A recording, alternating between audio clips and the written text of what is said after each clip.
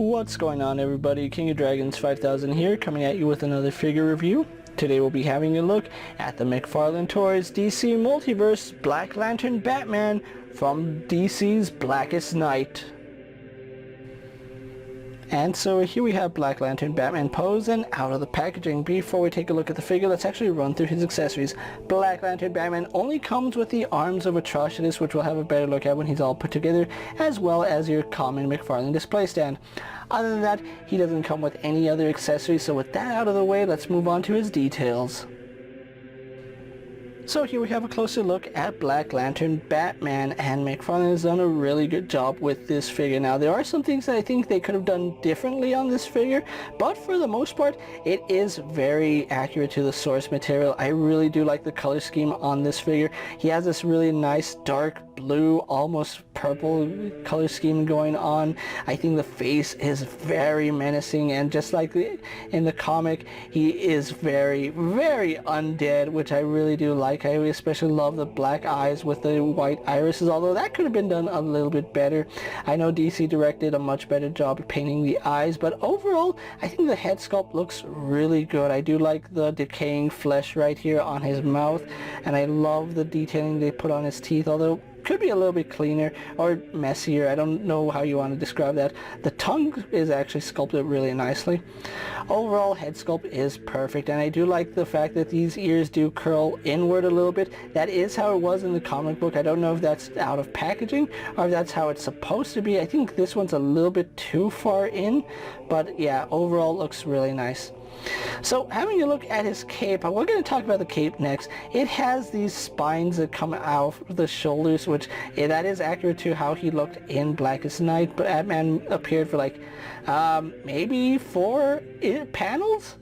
I don't want to say pages because they were only in like panels, but in the 4 panels that we saw him, he just looks really accurate. Actually, he got 2 entire pages dedicated to him, just one big blown up image of him on 2 pages, but enough about that.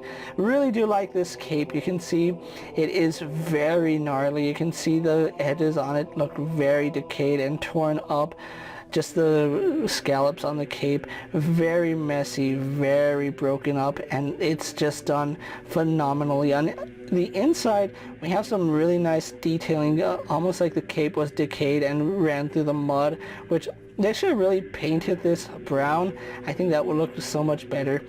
This figure is missing a brown wash, to be quite honest, you guys. They have thrown like a brown wash just to simulate like dirt. I think this would be much better. As far as the emblem goes, very accurate to Black Lantern Batman. He didn't have your traditional Batman emblem. It was kind of like this shape, and a really good job with the Black Lantern emblem. Really like the fact that it is sculpted, not just painted, so really good job there. And just like Mcfarlane does with all his figures, there is a lot of sculpt work on this figure. You can see detailing on the suit itself looking very impressive. I like these gauntlets that he has on him, the bands, and then we have the wings, not really wings, but spikes right here. Then he does have these long creepy claws. They're not really fingers, they look more like claws, which I really did dig that. He is missing paint on the ring, as you can see.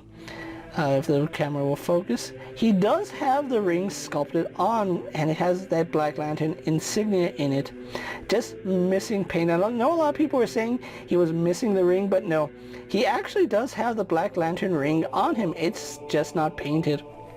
So yeah, really do like that detail. Now, one issue I do have with this figure is the torso. Now, when I saw him in packaging, I thought his torso was a little bit too thick. He actually has a really slender build for Batman, and that's something you don't really see on Batman figures, but I feel like it's not skinny enough. He should have like a concave gut where his ribs are sticking out and his stomach is very flat because he's a decaying corpse after all.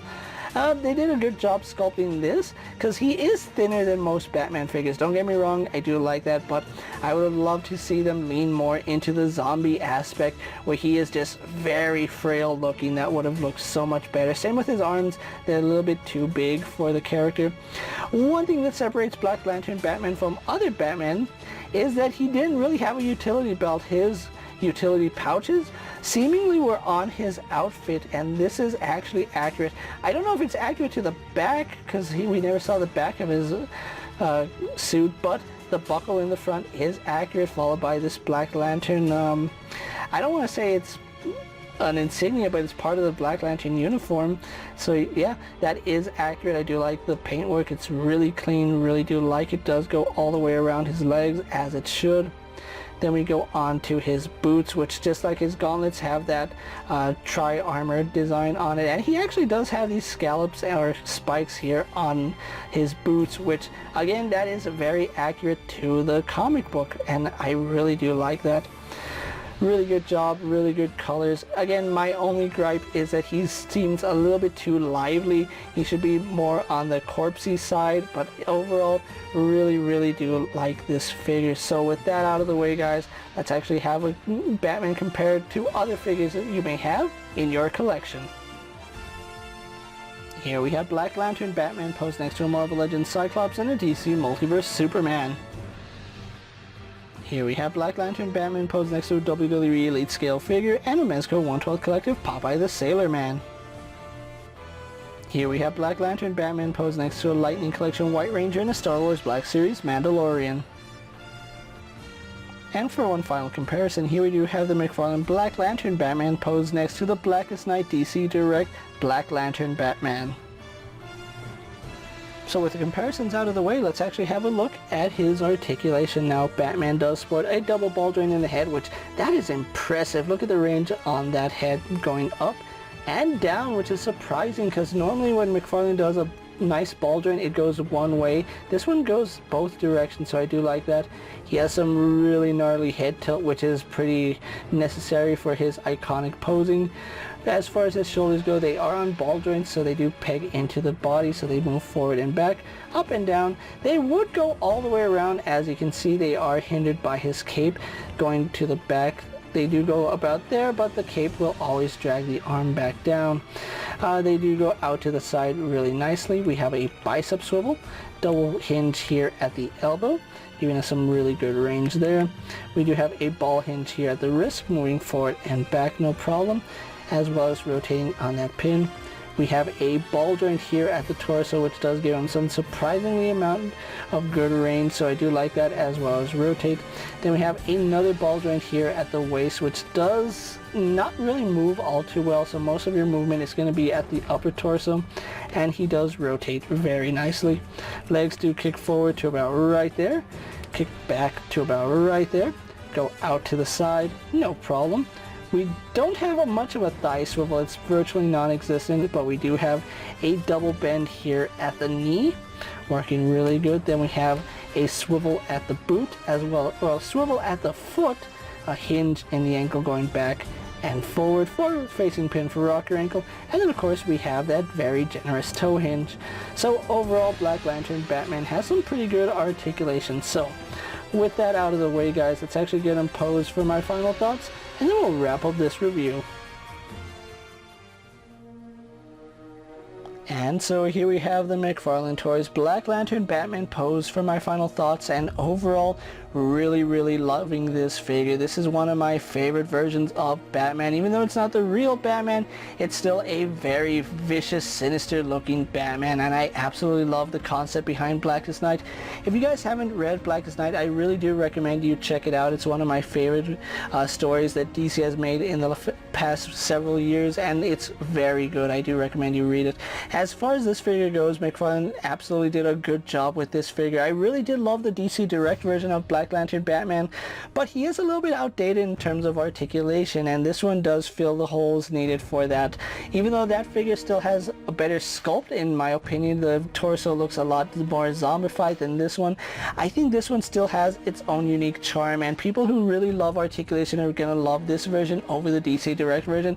This one's also easier to get. I know the DC Direct version is like $100 in package, so finding one loose is very difficult. Black Lantern Batman here it is a phenomenal figure with really good articulation and really good detail. If you're not a fan of this look of Batman, which is basically a zombie Batman, I can understand why you would pass on it. But if you're a fan of Blackest Night or just really love the zombie-like characters, this is one figure I would really recommend you check out. He's very nice. The colors on him work. I kind of feel like maybe they should have added a little bit of brown on his costume just to give him that more zombie look, but overall really good details here on Batman. And to complete Atrocitus, you do need to pick up this Batman because he does come with the arms, so that's another reason why you want to pick him up if you want to complete that really massive Atrocitus figure, which we'll have a better look at in a little bit. So with that being said, guys, I'm King of Dragons 5000. If you are looking for a Black Lantern Batman, he is starting to hit stores at the time I'm making this video, and I did pick up mine from Amazon, where he did run about $25, which is the standard Mcfarlane Build-A-Figure series price.